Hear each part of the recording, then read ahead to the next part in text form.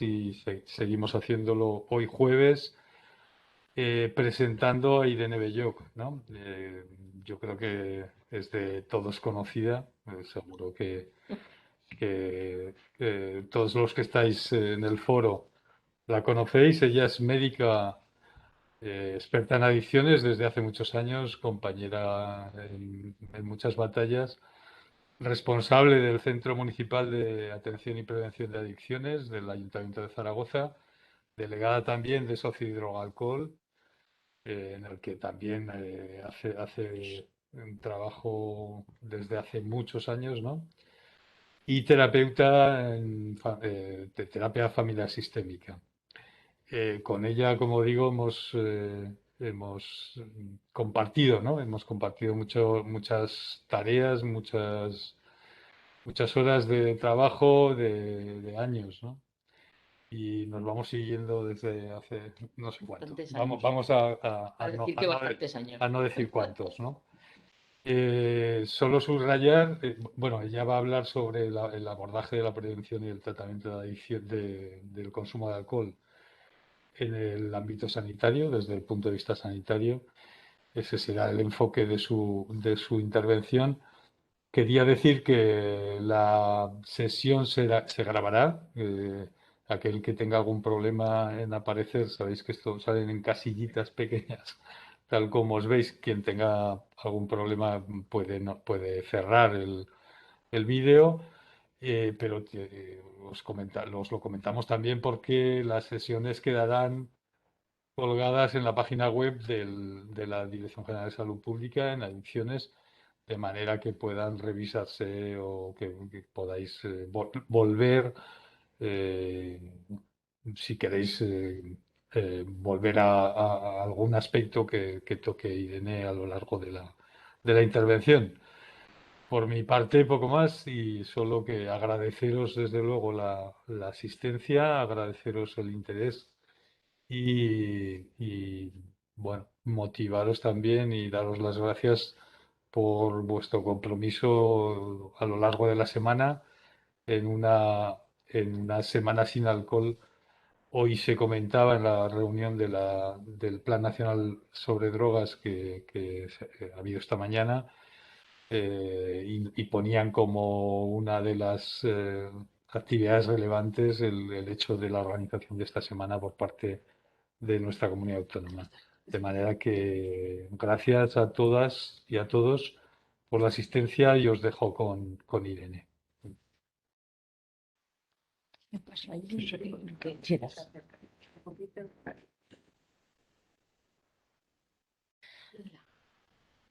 Sí, lo ha dicho, lo ha dicho. Sí, sí. Bueno, pues buenos días a todos y a todas los que os habéis conectado y los que lo veáis más tarde. Muchas gracias a Salud Pública por contar con mi presencia y especialmente a la unidad, servicio, departamento, como queramos llamarlo, de adicciones.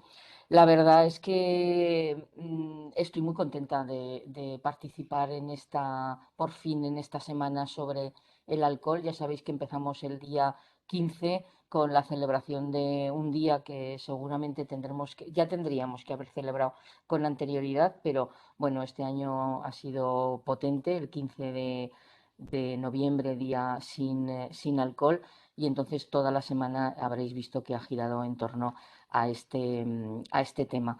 Bueno, como ha dicho Luis en su presentación, pues llevo ya unos cuantos años trabajando en adicciones. No voy a hacer todo el recorrido histórico por no alargarme y por ser concisa, pero sí os diré que el tema de las drogas legales, en concreto el tema del alcohol y el del tabaco, han sido temas muy relevantes en mi carrera profesional y siguen siéndolo porque sigo todavía viendo pacientes y atendiendo grupos de alcohol y demás.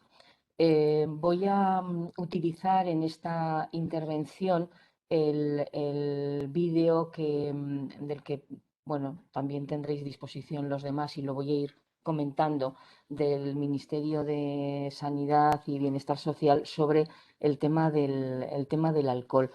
Y lo iré comentando comentaré también a la par alguna cuestión sobre tratamiento y creo que estará bien, y así lo hablábamos con las organizadoras, que dejemos un espacio de tiempo para las preguntas que puedan surgir y que yo pues intentaré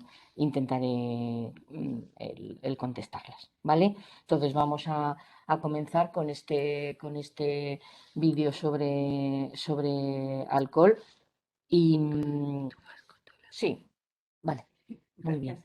El play y luego ya pausa o como quieras.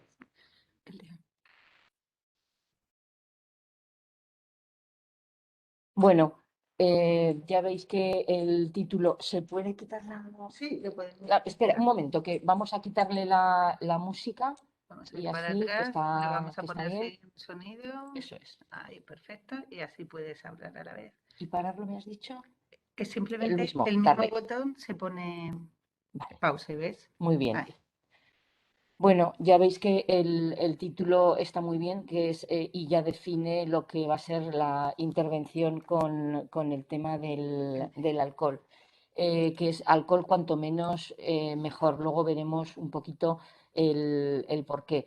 De lo que estamos hablando es de una sustancia química que es el etanol presente en gran cantidad de bebidas alcohólicas, incluso en aquellas que pensamos que son sin alcohol o que se pueden utilizar con tranquilidad porque no tienen nada de alcohol, como puede ser, por ejemplo, la sidra, como pueden ser las bebidas supuestamente sin, porque sabéis que el etiquetado español permite poner cerveza, por ejemplo, sin alcohol y tener hasta 0,9 gramos de alcohol por 100 centímetros cúbicos, con lo cual os va a poner sin, pero lleva algo de alcohol. Lo único que no lleva alcohol es lo que marque 00 y es bastante seguro en las cervezas, en otro tipo de bebidas, por ejemplo, en algunas dietéticas que pone sin alcohol, tendríamos que pensarlo.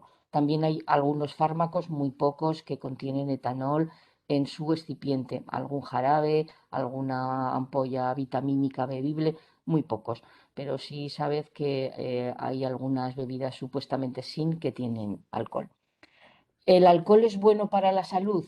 Pues no, lo vamos a ir viendo a lo largo de la presentación. El alcohol, como veis aquí, es perjudicial para la salud. Tenemos marcados unos cuantos órganos dianas, pero realmente el etanol, que es un disolvente, llega a todos los órganos y a todas las estructuras de nuestra fisiología, de nuestro organismo, pero es verdad que hay algunas que son particularmente sensibles.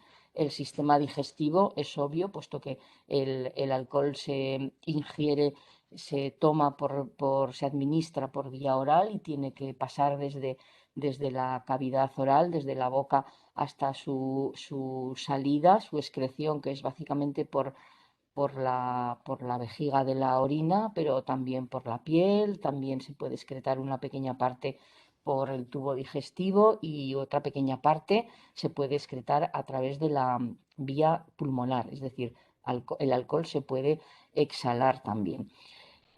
Otro órgano, Diana, que a veces se le presta poca atención con el alcohol es el cardiovascular y es una de las principales causas de enfermedad y también de muerte en los pacientes alcohólicos y en las personas que sin ser personas alcohólicas y ser adictas hacen un abuso de este consumo de etanol.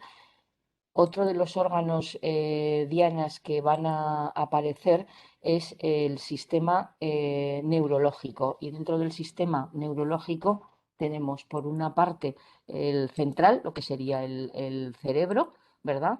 Y por otra parte el sistema nervioso periférico, es decir, cómo movemos los brazos, cómo movemos las piernas, pues a través de un sistema de nervios periféricos que son los que reciben los impulsos desde la columna vertebral, desde el cerebro, etcétera. Pero especialmente sensible es el cerebro porque es un órgano que aguanta mal cualquier tipo de tóxicos.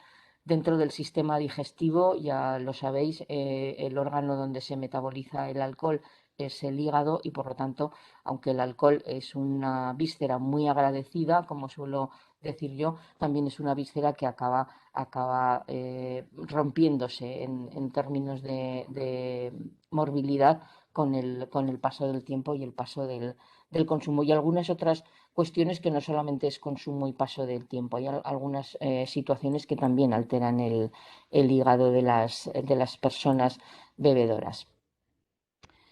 ¿El alcohol es carcinógeno? Sí, y además como la evidencia científica es la que nos va a indicar qué cosas son las que verdaderamente podemos decir con seguridad y otras no, pues fijaos, tenemos por una parte la cavidad oral y es algo que constatamos muchas veces en nuestros pacientes, incluso a veces cuando han dejado de beber, la faringe y la laringe, y después nos encontramos el esófago, que es la vía a través de la cual el alcohol llega al estómago y de ahí llega al hígado y posteriormente el colon y recto. Pero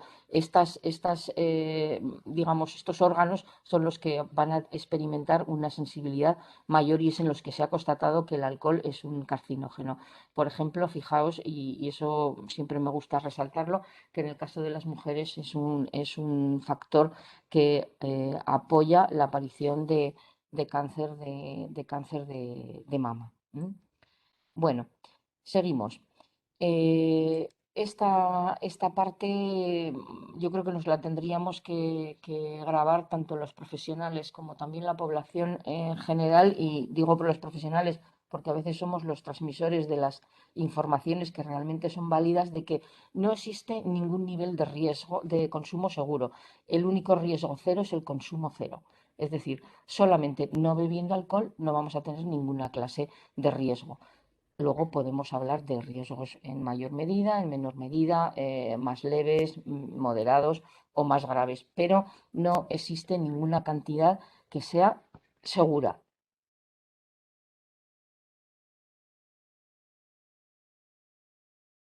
Esta parte también me gusta, particularmente, porque, como decía antes, también tenemos que ser los profesionales los que hagamos una transmisión de aspectos que tienen validez o que no tienen.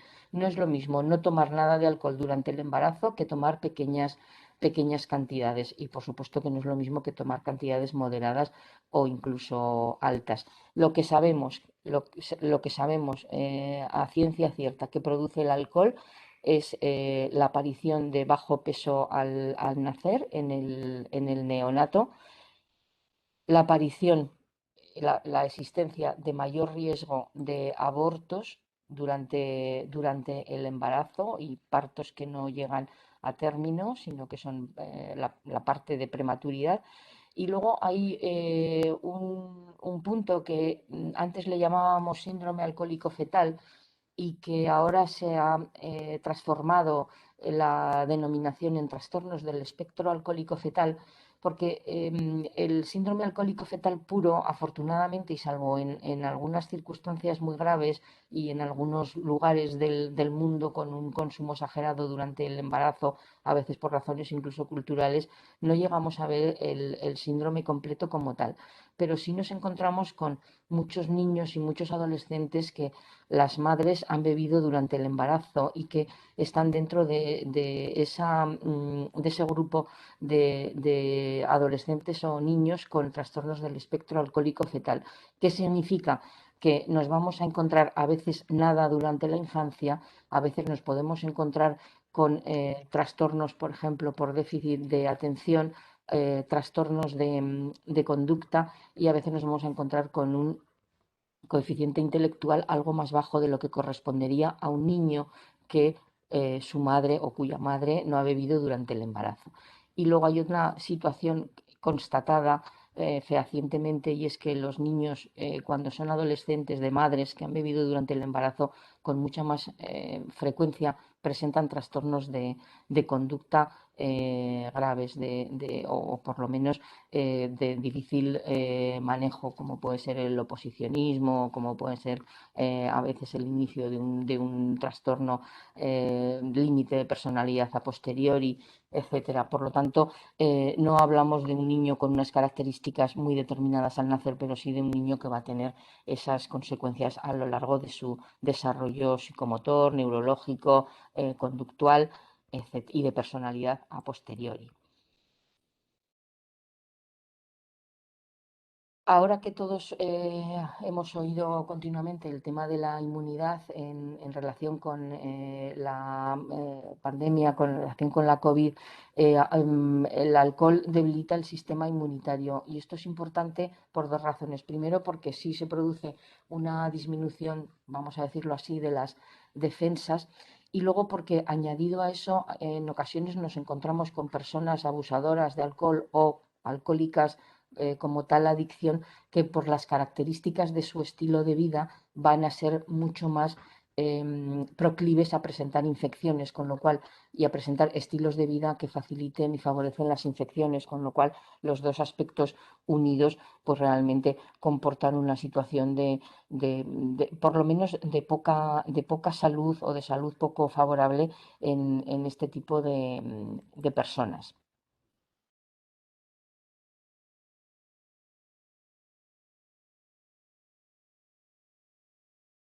El alcohol es adictivo como afirmación y desde luego como afirmación a las personas que lo preguntan. A veces son los propios pacientes, yo soy adicto o adicta, qué es lo que me pasa, y luego también en la población general.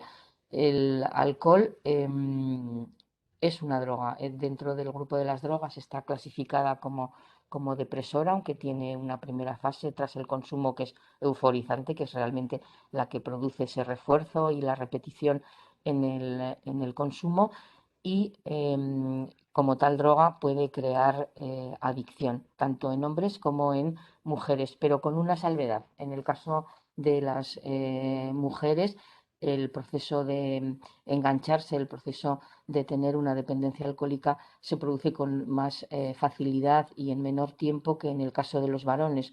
Porque pues es una razón fisiológica. Nuestro sistema hepático no metaboliza el alcohol como lo hace en los varones y por lo tanto el alcohol, al permanecer más tiempo circulando después de ingerido en nuestro organismo y en nuestro cerebro, hace que el proceso adictivo sea bastante más rápido. ¿Qué factores hacen que una persona se pueda enganchar? Bueno, pues es una enfermedad, como decimos, multicausal.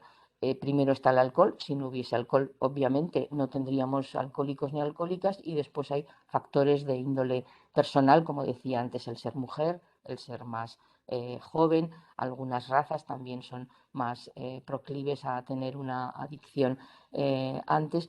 Pero es muy importante la presencia de factores psicológicos y estresores que en un momento determinado de la vida pueden hacer que esa sustancia empiece a tener un significado distinto en esa persona.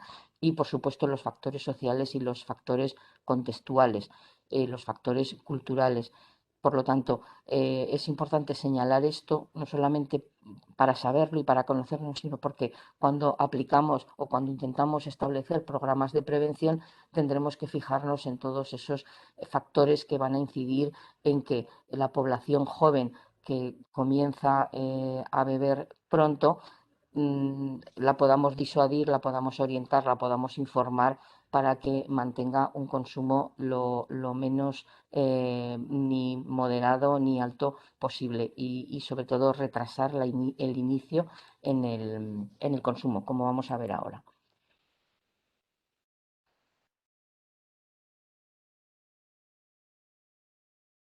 Bueno, eh, mirad, el alcohol tiene consecuencias negativas y algunas ya las hemos señalado.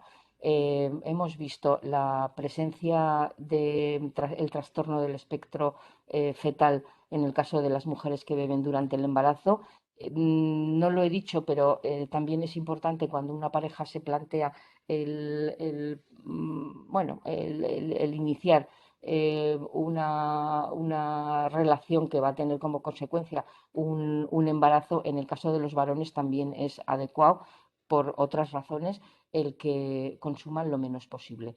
Hay otro punto importante que es el tema de la violencia en general, no solo de la violencia de género o de la violencia doméstica, sino de la aparición de violencia en la calle, de altercados, de peleas, etcétera. El alcohol es un desinhibidor y por lo tanto facilita y favorece pues la agresividad primero verbal, o a veces incluso violencia de pensamiento, ¿no? Que digo yo, que pasa después a ser violencia verbal y después la violencia física, la presencia de accidentabilidad pues a nivel laboral y también, por supuesto, a nivel de tráfico.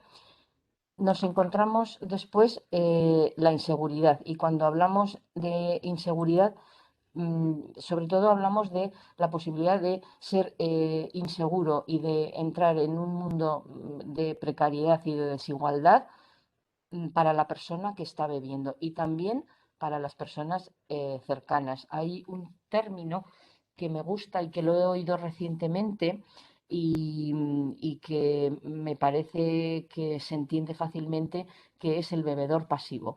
Y dentro del término de bebedor pasivo nos encontramos con el feto cuya madre está bebiendo, la persona que es agredida, la persona que sufre un accidente por terceros, la persona que experimenta una situación laboral compleja porque tiene un compañero, la situación familiar, la situación de negligencia en la familia de cara a los hijos y también de cara al maltrato o la negligencia con la pareja.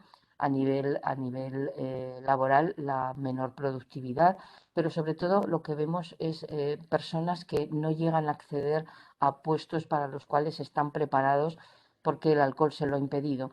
No solamente porque merma sus capacidades, sino porque también merma su iniciativa para acceder a a ese grupo de mayor nivel, y porque la inseguridad tampoco le facilita ese tipo de acceso laboral. Pero esta inseguridad también la vemos, por ejemplo, a la hora, sobre todo en gente muy joven, a la hora de establecer relaciones seguras o de relaciones firmes o de relaciones con cierta normalidad, por decirlo de alguna manera.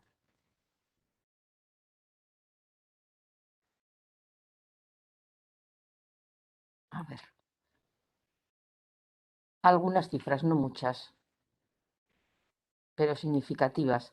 Es la sustancia psicoactiva más consumida y desde luego con un nivel de percepción de riesgo bajo o muy bajo, diríamos. Es una sustancia que está establecida, que se distribuye, que se produce y que hay muchos intereses, ya lo sabéis, en torno a ella. El otro día revisaba un poco los datos sobre consumo y claro que hemos visto un consumo que ha bajado durante la pandemia, durante el año 2021, pero veremos a ver qué pasa, 2020, perdón, veremos a ver qué pasa en el 2021. Y luego recordaros, y es algo que nos gusta recordar, que dentro de la fiscalización el vino en España no tiene prácticamente ninguna medida fiscal, pues porque está dentro del grupo de los alimentos y no dentro de las bebidas alcohólicas, como pueden ser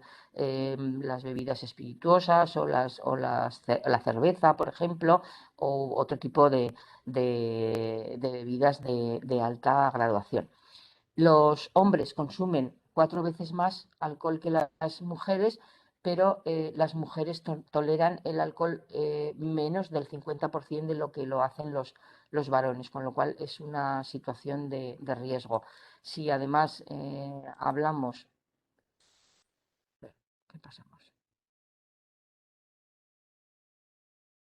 Es importante Perdón, que me voy a la de atrás.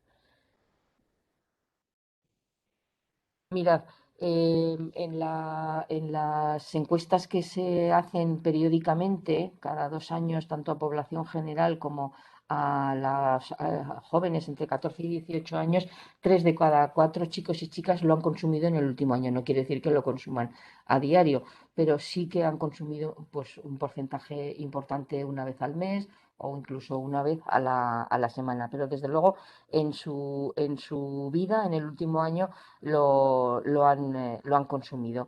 Y en algunas franjas de edad lo que vemos es que a veces incluso el consumo de las chicas supera al consumo de los chicos. Las últimas estadísticas nos han dicho que en torno a 15.500 personas han fallecido en el último año como consecuencia del consumo de alcohol. Y sobre todo una cosa importante, es una causa de mortalidad evitable, obviamente, si no se bebe, como estamos diciendo, como el único consumo seguro es el cero, vamos a eliminar muchas situaciones de morbilidad alta y, por supuesto, de mortalidad. 15.400 y pico creo que leí, de las cuales casi el 75% son varones y el resto son mujeres, corresponde a mujeres. A ver. Volvemos a repetir lo mismo, únicamente aquí señalar que no lo había comentado antes, no deben de consumir alcohol, por ejemplo, una cosa llamativa que habréis oído como tópico. El consumo de alcohol en la lactancia está, por supuesto, contraindicado, pero a lo mejor nuestras madres, por supuesto nuestras abuelas, nosotras no, salvo que seamos muy mayores, durante mucho tiempo se ha recomendado a las mujeres embarazadas que cuando iban a dar la lactancia bebiesen cerveza, porque la cerveza, como tópico, producía leche. Bueno, pues la leche la produce la succión del pezón del bebé y el tomar mucha cantidad de líquido. Eso es lo que va a hacer. Y además que el niño dormía estupendamente después de esa tipo de lactancia. Bueno, pues, el niño lo que está tomando es alcohol y por lo tanto va a dormir estupendamente. Otra cuestión, el tema de los medicamentos, la mezcla de medicamentos y alcohol, que a veces nos preguntan pues, en distintos foros. ¿Y mezclar medicamentos y alcohol es una droga? Sí, es una droga porque el alcohol es una droga.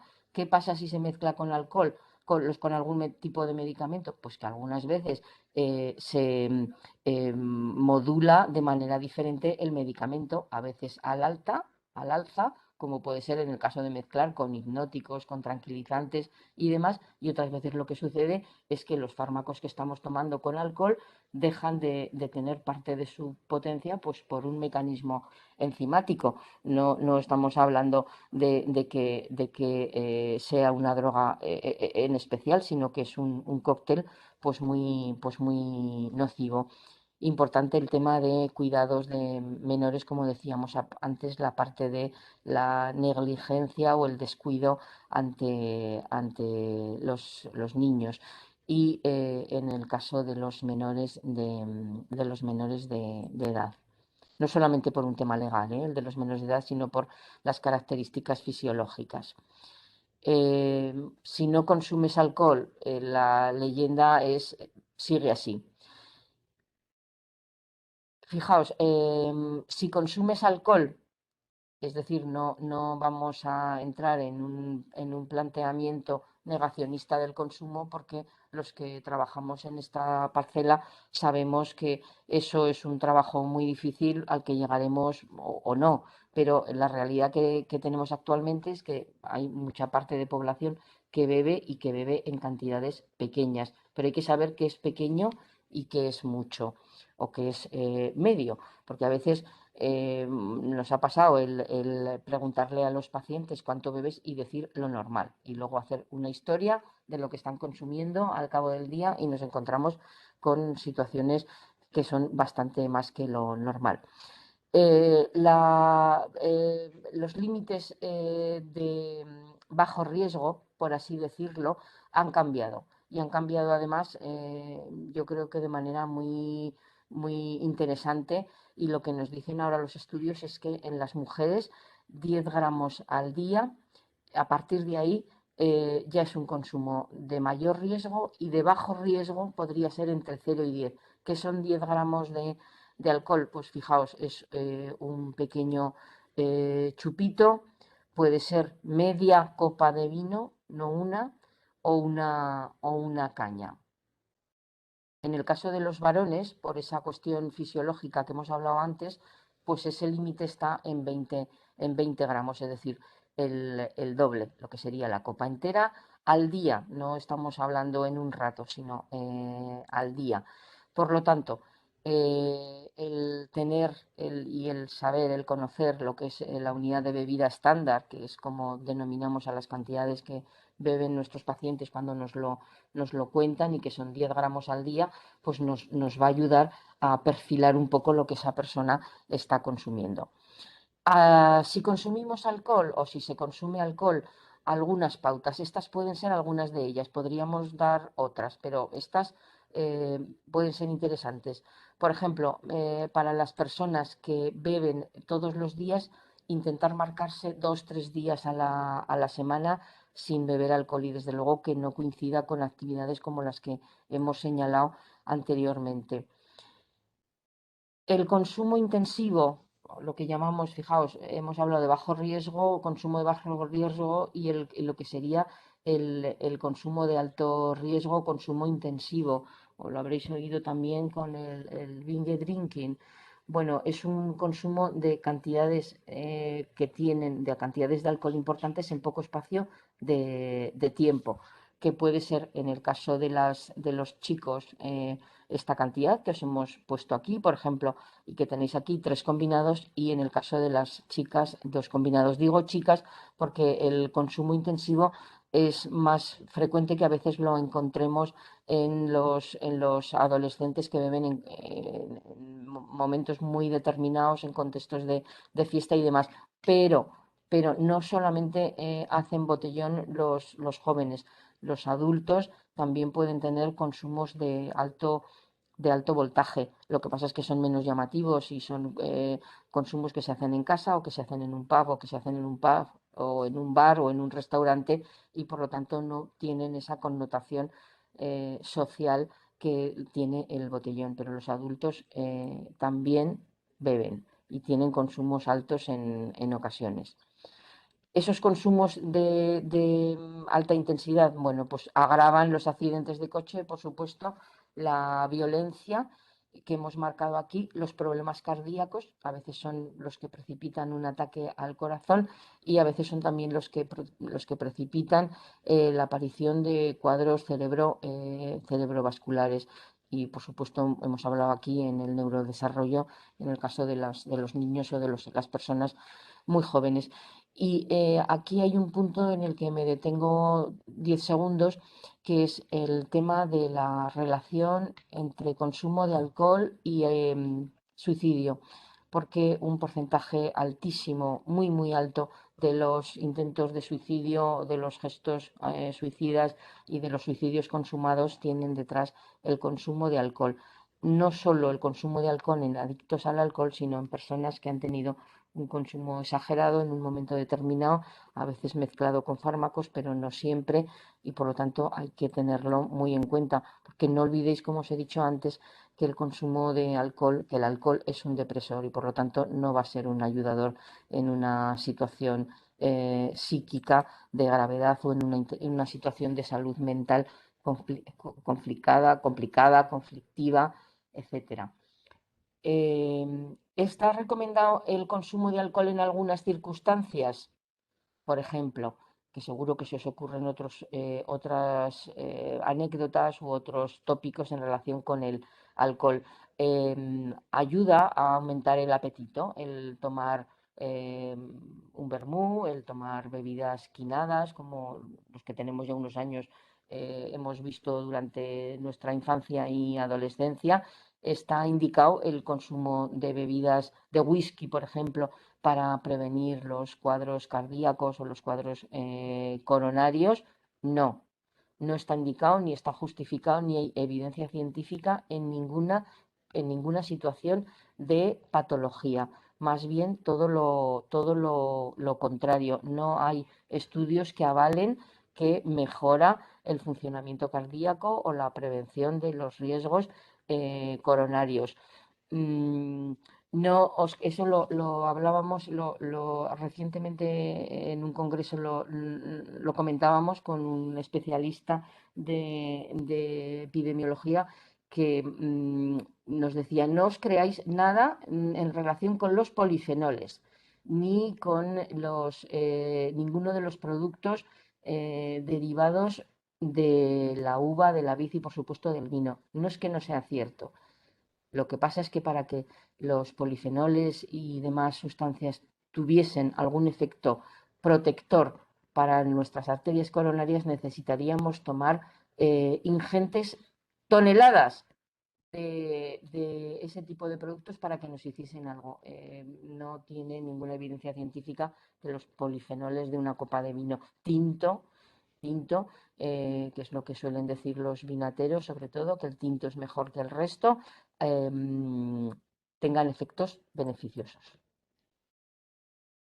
Y creo que con esto seguimos con el cuanto menos mejor, porque como ya hemos visto, nos vamos a encontrar con los cuadros de enfermedad y nos vamos a encontrar con los cuadros de adicción.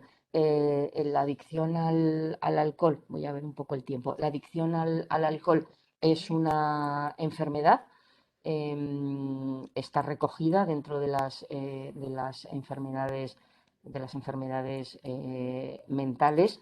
Por sí misma ya puede ser una enfermedad mental con unas características muy determinadas. A veces lo que nos encontramos son consecuencias derivadas del consumo de alcohol que sí son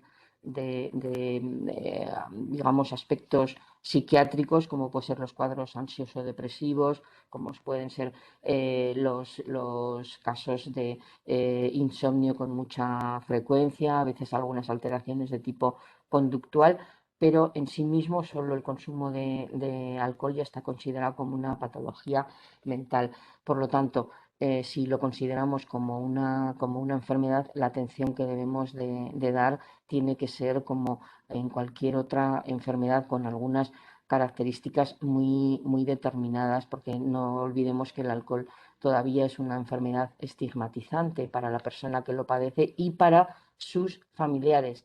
Para sus familiares, los que viven cercanos también sienten la parte de estrés emocional de vivir con un alcohólico o alcohólica, y además la parte de lucha cotidiana y la parte de estigma por la situación que les está tocando vivir, y eso lo observamos con frecuencia en los hijos e hijas de los alcohólicos, ¿no? Que son para mi gusto, uno de los grandes damnificados de esas familias que tienen un problema con la bebida. Por lo tanto, la atención tiene que ser una atención especializada, tiene que ser, no todo vale en la atención a los alcohólicos y alcohólicas, tiene que haber una parte psíquica importantísima, porque el malestar emocional es muy alto, tiene que haber una parte física, porque el síndrome de abstinencia, junto con el de las benzodiazepinas, es uno de los pocos que puede originar, si no se trata, la muerte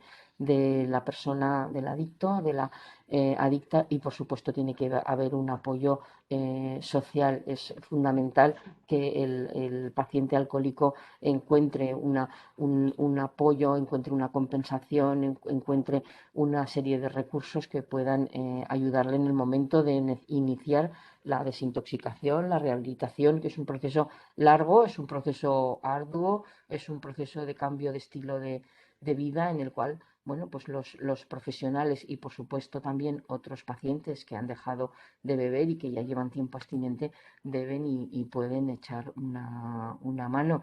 Y siempre abogamos porque haya un contacto con la red de salud desde atención primaria. Muchas veces son los médicos de cabecera los que detectan que hay un problema y los que derivan, en algunos casos desde la red de salud mental y, por supuesto, en muchas ocasiones desde la red de los servicios sociales, donde en ocasiones van familias o allegados de una persona alcohólica a preguntar qué pueden hacer o dónde pueden ir. Y bueno, con el tiempo que llevamos, pues casi lo dejamos y seguimos con algunas preguntas, si os parece. Eso, eso.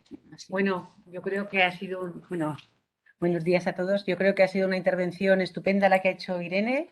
Nos ha quedado clarísimo y además ha sido muy brillante su exposición y además este vídeo lo podéis seguir viendo en la página del Ministerio y podréis recordar todos los aspectos que ha comentado Irene, que son muchos.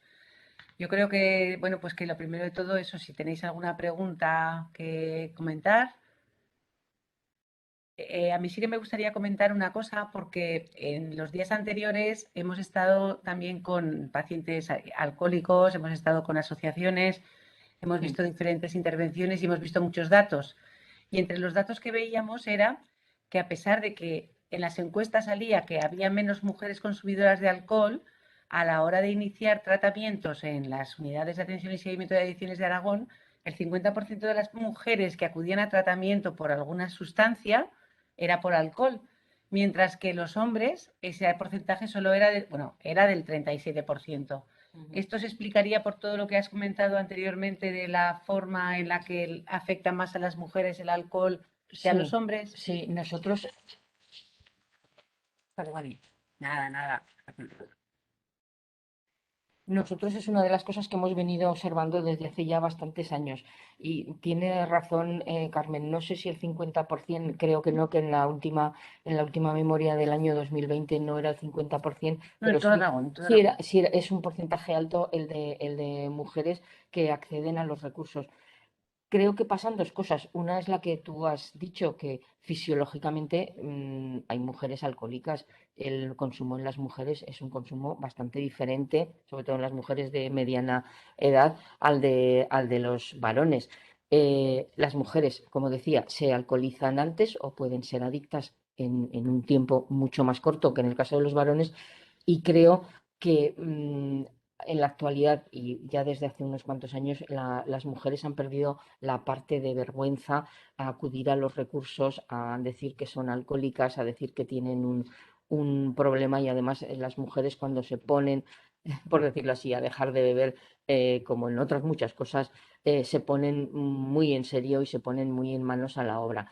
Seguramente también porque las demandas que tienen a nivel personal, o las que tenemos a nivel personal, pero también las que se tienen a nivel familiar, hace que esa responsabilidad tire de la necesidad de pedir ayuda y de ponerse en tratamiento. Y vemos, es verdad, cada vez más chicas, más mujeres y gente más joven que se va quitando el tabú de esto es una enfermedad vergonzante que sigue siéndolo, sobre todo en el caso de las mujeres, y pide ayuda. Sí, sí. Muy bien. ¿Alguien más quiere comentar algo? Porque a mí también se me ocurren más preguntas. ¿Así? ¿Si hay alguien que quiere hablar? Sí, yo quería comentar. Vale. A ver, en estos casos encontramos. Se te oye un poquito mal.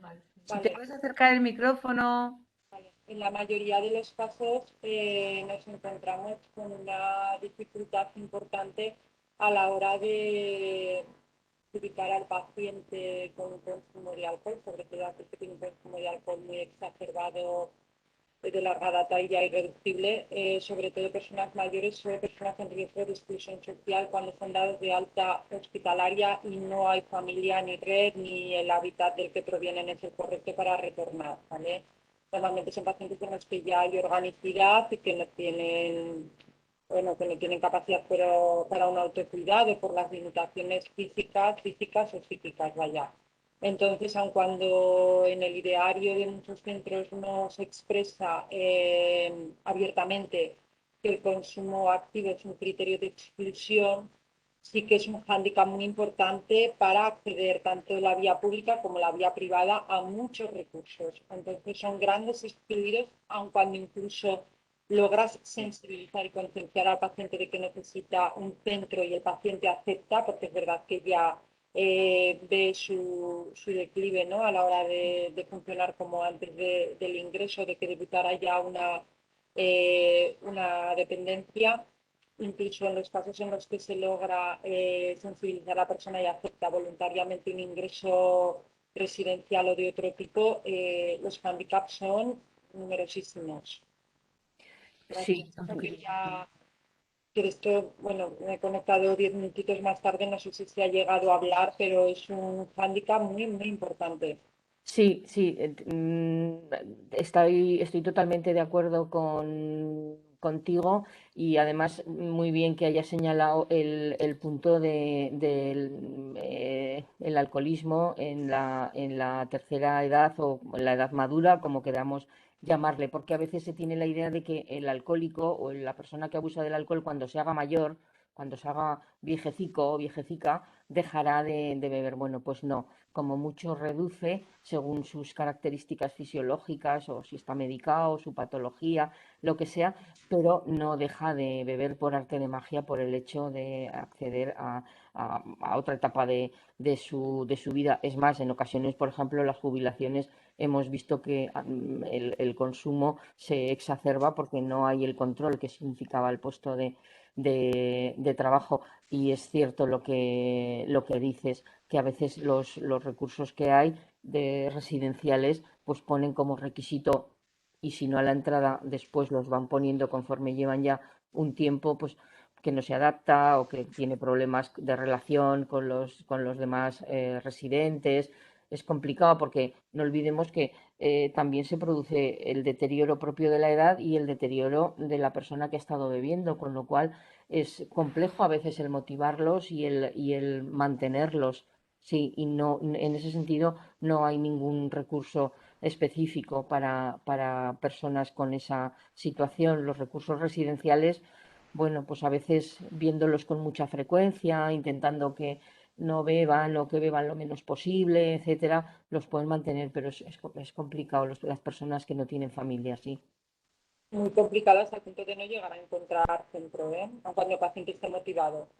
Sí, sí, sí, sí. En eso estamos de acuerdo, sí. Está bien que lo haya señalado. ¿Y qué podemos hacer con estos casos? ¿Para qué te voy a decir otra cosa? No lo sé. A ver, nosotros, por ejemplo, una cosa que hacemos, que tenemos implantada en el centro es, si es que, porque pensamos y creemos que eso es ayudador, hacer una excepción en el tratamiento para que estos pacientes no guarden lista de espera, que tampoco es que sea una lista de espera muy grande, pero la tenemos y entonces intentar verlos con bastante frecuencia. En estas personas mayores, En consultas, perdona, ¿te refieres? ¿cómo, perdona? En consultas externas.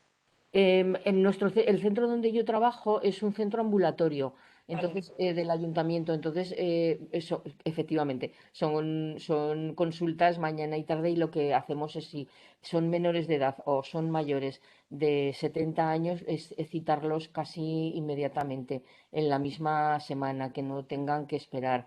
Entonces, el verlos con bastante frecuencia porque esa parte de vincularte con este tipo de pacientes, donde pues lo afectivo puede jugar un papel importante, pensamos que es interesante. Sí, hay algunas veces que, bueno, pues si la residencia tiene servicio médico, pues pautamos interdictores del alcohol o controlamos algunas otras cuestiones y a veces también hacemos una búsqueda o intentamos tener algún familiar que se haga responsable, no responsable de tenerlo en casa, pero sí de acompañarle, de que haga alguna visita a la residencia, etcétera. Esa parte un poco psicosocial que decía antes. Pero como recurso como tal, no tenemos, no me consta que tengamos. Quedan fuera del sistema público y privado en muchos casos, ¿eh? Sí, sí, Complicado y eso. sí. Gracias. Pues un poco al hilo de lo que comentaba, que no sabemos quién era. Sí que, y un poco en relación con lo que estábamos diciendo, yo creo que a lo mejor igual se podría dar un poco más de, pregunto, ¿se podría hacer un poco una intervención mayor en atención primaria durante toda la vida? Quiero decir, sin llegar a que haya un problema, insistir más, como se hizo un poco con el tabaco, insistir más en la pregunta de ¿usted fuma? ¿Debería dejar de fumar? Y bueno, toda la campaña mediática que se hizo con el tabaco. No, a lo mejor, no sé, empezar un poquito a tener en cuenta el tema del alcohol en un estadio de prevención mucho más primario. Sí, sí, sí. Nosotros, o lo que vemos y lo que se ha constatado es que atención primaria tiene un papel importantísimo. Claro, cuando hablamos con los compañeros de atención primaria, tanto de médicos como de enfermería, los programas están sobrecargados. Hay muchos nichos en los cuales trabajar, y el alcohol podría ser uno más, pero como decía antes, es un factor de enfermedad evitable. En ocasiones el consejo breve de enfermería o del médico al paciente le llega. A veces no le llega, muchas veces no le llega al paciente que está iniciando una adicción o que está en un estadio avanzado, pero a la persona que va a su médico de cabecera y en la revisión, cuando dice bebo lo normal, se explora brevemente cuánto es lo normal, o incluso tenemos cuestionarios que se pueden enmascarar dentro de una entrevista clínica o una entrevista sanitaria de enfermería, por ejemplo. Si pensamos en nosotros cuando somos pacientes, no cuando somos profesionales, la impresión médica y la valoración del médico o el consejo del médico nos sirve. Otra cosa es que no le sirva al paciente que está iniciando, como decía, un cuadro de adicción, y por lo tanto va a entrar en ese proceso de negación, de a mí no me pasa nada, y yo no bebo tanto, yo bebo lo normal. Pero hay muchas personas que creen que es bueno beber durante las comidas, que van a hacer mejor la digestión bebiéndose un carajillo después de comer, o que piensan que tomándose una copa de algo después de cenar van a dormir mejor, y no se van a negar cuando el médico o la enfermera le dice no, esto no es así y no le va a ayudar, sino que le perjudica. O, por ejemplo, cuando se hacen determinadas valoraciones médicas en las empresas, o cuando se inician programas para dejar de fumar, o programas de adelgazamiento, el alcohol lo que hace es acumular grasa y retener líquidos. Por lo tanto, sería una sustancia donde también se podría incidir desde muchos aspectos durante el embarazo, en cantidad de situaciones, tanto médicas como de tipo psicosocial, y no hablemos ya de las educativas, se puede incidir antes de que esto que estamos haciendo sería una tarea preventiva de cara a profesionales o a población que quiera escucharnos. Pues yo creo que esto complementa perfectamente y conecta, mejor dicho, perfectamente con la intervención de mañana, en la que tanto Irene y Isabel Isabel, como Adriana van a enfocar un poco su intervención hacia todo esto que estás diciendo tú. sí, Y yo creo que, bueno, pues que es interesante, desde luego, todo lo que estás diciendo. Poco a poco tenemos que concienciarnos de que, bueno, que a lo mejor no tengamos, si estamos hablando de que el 80% o el 90% de la población bebe en algún momento, no querer llegar a que no se consuma alcohol, pero no, sí empezar a reducir la no. cantidad, ser conscientes de que cada uno de nosotros hacemos un consumo de alcohol, el que sea, y que podemos a lo mejor reducirlo en un momento determinado, saber cuál es ese límite, en fin, todas estas cuestiones que tú también nos has contado y que yo creo que han quedado muy claras Hay, y hay, muy hay, hay un término que no evidentes. sé si tú te acordarás de hace años, los que sois más jóvenes, ¿no? Que utilizábamos, que luego lo dejamos de utilizar porque sonaba un poco así como carca, ¿verdad? Que era la mentalidad de usuario. Y que cuando hablábamos, pues por ejemplo, con profesionales de una de las resistencias a hablar de alcohol o también de tabaco, era la mentalidad de usuario. Es decir, como ha dicho Carmen, aunque seamos profesionales, seguro que en algún momento del año, en algún momento de la semana, podemos beber alcohol. El alcohol y alcohólicos también hay entre la población médica y de la población sanitaria en general, a pesar de todos Cualquier nuestros, otro profesional. cualquier otro profesional, a pesar de Sí. todos nuestros conocimientos. Por lo tanto, eso también tiene que hacernos reflexionar sobre qué modelo y cómo nos cuesta el decir no a una copa, porque no olvidemos, el alcohol es una droga que gratifica y por lo tanto está sujeta a la posibilidad de repetir. Muy bien. Bueno, si no hay ninguna pregunta más, son las 2, estamos cumpliendo el horario, además el tiempo y forma perfecto.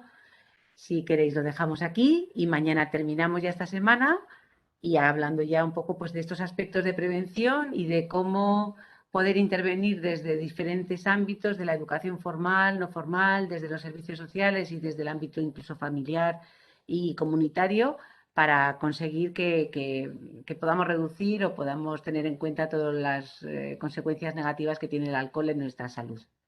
Pues nada más, muchas Muchas gracias gracias y muchas gracias a Irene por venir. a Gracias. vosotros. Gracias. Vosotras.